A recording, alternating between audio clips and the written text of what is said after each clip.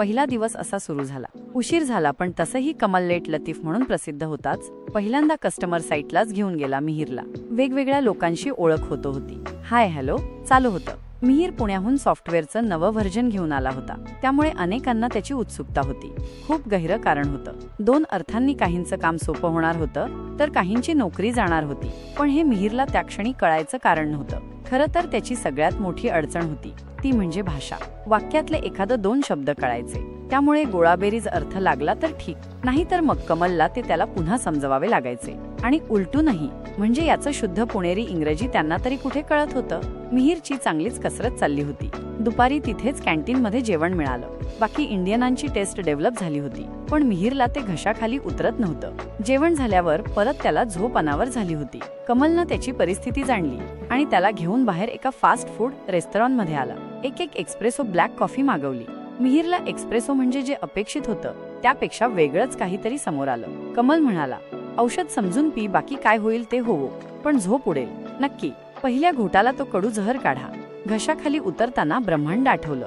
कमल शांत हसत घुटके घेताना त्याची तगमग बघत होता. त्यानं डायलॉग मारला, जरूरत पड गई अब आदत भी हो जाएगी. काय ती भाषा, कसलं ते जेवण आणि कसली ती ब्लॅक कॉफी. मिहिरला सगळंच नवनवं आगळं वेगळं वाटत होतं. काही दिवस या सगळ्याचा त्रास होणार होता, काही दिवसांनी सवय. मिहिर संध्याकाळी घरी पोहोचला तेव्हा त्याचं भुसकट पडलं होतं. पंचेंद्रिये झिणझिणत होती, मेंदू भंजाळला होता.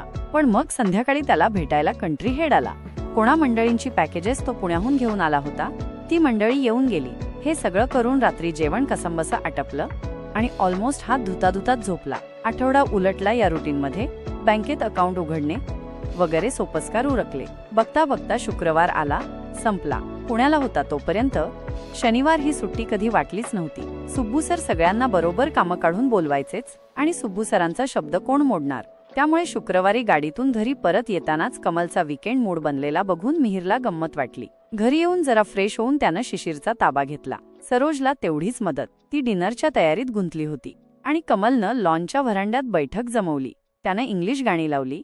एक लार्ज भरला अंदरी लावली. शिशिरचं बॅसिनेट किचनच्या सर्व्हिंग विंडोजवळ ओढून मिहिर सरोजशी गप्पा मारत होता. इतके दिवस मनात होता तो प्रश्न त्यानं तिला विचारला, सरोजजी तुम्ही रनिंग काय झकास करता, म्हणजे तुम्ही खेळायचा का काही. तिनं एक कटाक्ष टाकला मिहिरकडे. काही बोलली नाही. मिहिर चमकला. काही चुकीचं विचारलं का मी. थोड्या अवकाशानं सरोज हातातलं काम संपवून वळली. मधल्या विंडोवर हात टेकून उभी राहिली. एक क्षण तिचा चेहरा जरा विचारमग्न होता. मग ती थोडी हसली. 2 वर्ष मी नॅशनल ज्युनियर चॅम्पियन होते 800 मीटरची आणि 2 मेडल्स आहेत मला नॅशनल्समध्ये. एक निश्वास सोडून ती वळली. मिहिर चकितच झाला. ओ माय गॉड सरोजजी, काय सांगताय, नॅशनल चॅम्पियन, माय गॉड. मला खांद्यावरून एक नजर टाकत सरोज म्हणाली, वाटत नाही ना. नाही उलट वाटतं, पण पीटी उषा बरोबर. सरोज हसली. नाही, ती मला ज्युनियर होती. मग शायनी विल्सन, ती पण ज्युनियर होती. त्या दोघी बरोबरच्याच. पण ती ज्युनियर असताना शायनीला हरवलंय मी. माय गॉड, मी नॅशनल चॅम्पियन बरोबर बोलतोय राहतोय. सरोजनं वळता वळता एक स्मित दिलं. पुराणी बातें मिहिर, अब क्या रहा उसका.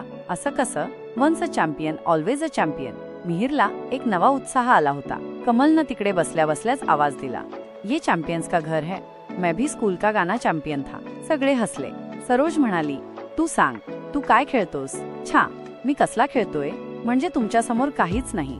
ती भाजीचं पातेलं घेऊन बाहेर आली आणि डायनिंग टेबलवर ठेवलं. कमल, चलो, जेवण तयारेल. असं नसतं रे, दिलोजान लगाकर खेलना बडी बात होती है. हार जीत तो होती ही रहती है.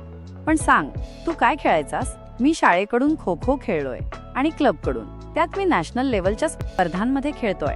तरीच तुझी बॉडी स्पोर्ट्समनची आहेच, मलाही तुमची मिहिर आपला अंदाज सही ठरल्याच्या आनंदात कदाचित लाईन ओलांडत होता. त्याला त्याचं एकदम भान आलं. म्हणजे तुम्हाला धावताना पाहून मलाही तेच वाटलं होतं. सरोजनं त्याच्याकडे निसटता कटाक्ष टाकण्याव्यतिरिक्त कोणतीच प्रतिक्रिया दिली नाही.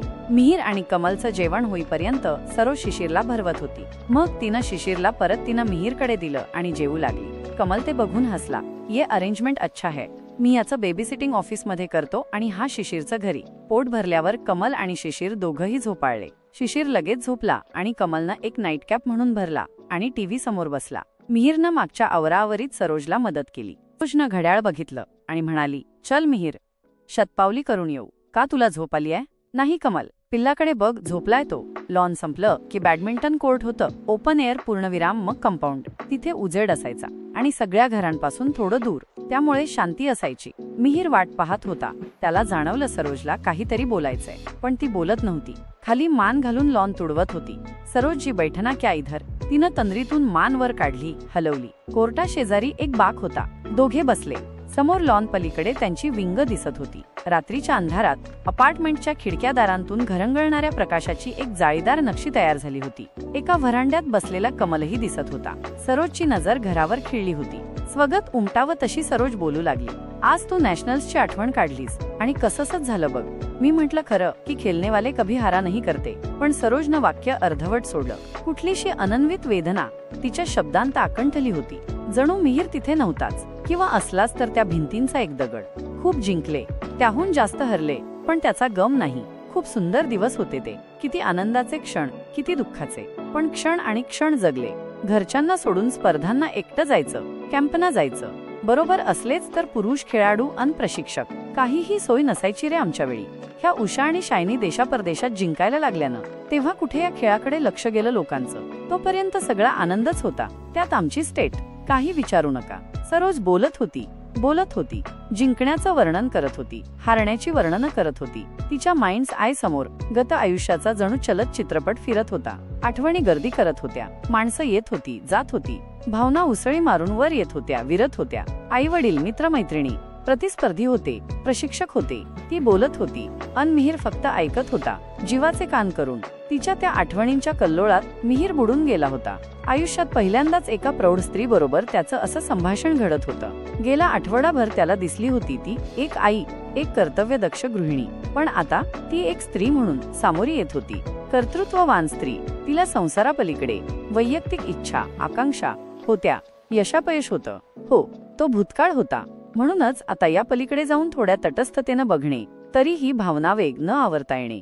काहीतरी हरवल्याची हुरहुर, हरपल्या श्रेयाची खंत, रूढीप्रवादांनी लादलेली हतबलता, या सगळ्यांची जाणीव तिच्या शब्दांतून, देहबोलीतून व्यक्त होत होती. सशक्त तरीही अबला. ह्या विरोधाभासी वास्तवाची दाहकता मिहीरला पहिल्यांदाच जाणवली. त्यावर्षी कलकत्त्यात नॅशनल्स होत्या. शायनीचं पहिलंच नॅशनल असेल. आमचा कॅम्प चालू होता. त्यावर्षी मी फेवरिट होते. मलाही कॉन्फिडन्स होता. इस साल जीत के ही जाएंगे.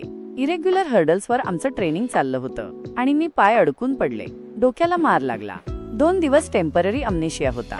पाय 3 ठिकाणी मोडला होता. मला शुद्ध आली तेव्हा मी हॉस्पिटलमध्ये होते. मला शंकाय माझ्या मागच्या मुलीनं मला ढकललं. नाही, मला खात्री आहे माझा स्वतःचा तोल जाऊन पाय अडकला असताना तर मी सजग झाले असते. मी काय पहिल्यांदा अडखळून पडत होते का? इतक्या वर्षांत 100 वेळा तरी पडले होते. जखमी झाले होते. मसल स्ट्रेन झाला होता. स्ट्रेस फ्रॅक्चर झालं होतं. सगळं भोगलं होतं. पण हे नवं होतं. 2 दिवसांनी भानावर आल्यावर मी सांगायला गेले, पण ऐकणार होतं कोण? गेम्स चालू झाल्या होत्या. तुझ्या एवढी होते रे मी. Young and upcoming, strong, well trained, खमकी होते. माझ्याही डोळ्यांत एशियाडची, ऑलिम्पिकची स्वप्न होती. आसमान छुने की आशा. आणि काय मिळालं? रेल्वेत नोकरी आणि हे लग्न. आता तिच्या डोळ्यांत अश्रू होते. इतक्या वेळ ती त्या अवकाशात स्टेडियम बघत होती, ट्रॅक बघत होती, प्रेक्षकांचा कोलाहल ऐकत होती, चाहत्यांची प्रशंसा ऐकत होती, न जाणो काय काय ऐकत बघत होती. पण आता मात्र ते डोळे शून्यात बघत होते. न राहून मिहीरनं तिच्या हातावर थोपटलं. त्यानं ती भानावर आली. एकदम लटक्या रागाने त्याला म्हणाली, ये कहा ले गए थे मुझे? बघ, सगळं तुझ्यामुळे. बापरे, किती वेळ गप्पा मारतोय आपण. कमल चिडला असेल. चल. ती बोलता बोलता गडबडीनं उठली. चालता चालता मागे वळून म्हणाली, पण हे सगळं तुझ्या माझ्यातच ठेव हं. इथे कुणालाच माहित नाहीये याबाबत. मिहीर तिच्या मागे मागे चालला होता. कुठून कोण जाणे त्याच्या डोक्यात गाणं वाजायला लागलं होतं. दिल है छोटासा छोटीसी आशा, मस्ती भरे मन की भोलीसी आशा, चांद तारों को छूने की आशा, आसमानों में उडने की आशा. 2-4च अपार्टमेंट मध्ये आता दिवे दिसत होते. वाढलेल्या अंधारात आकाशातल्या चांदण्या चमकत होत्या. त्यातली एक त्याच्या पुढे लगबगीनं चालली होती. घरासमोरच्या कॉरिडॉर मध्ये सरोज थांबली. समोर स्विमिंग पूलचं निळेशार पाणी चमकत होतं. वाऱ्यामुळे उठणारे हलके तरंग लखलखत चहू दिशांना परावर्तित होत होते. थकल्यासारखी सरोज एका खांबाला टेकली, रेलली. क्या पाया मैंने इतने साल स्पोर्ट्स करके. अभ्यासात तशी मी चांगली होते. अभ्यास केला असता तर.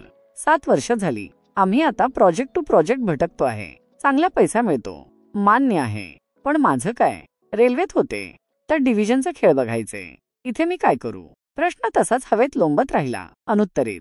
तिच्या सर्वांगावर प्रकाशलहरींचे कवडसे नाचत होते, जणू पाण्याबाहेर काढलेल्या मासोळीची तगमग दाखवत.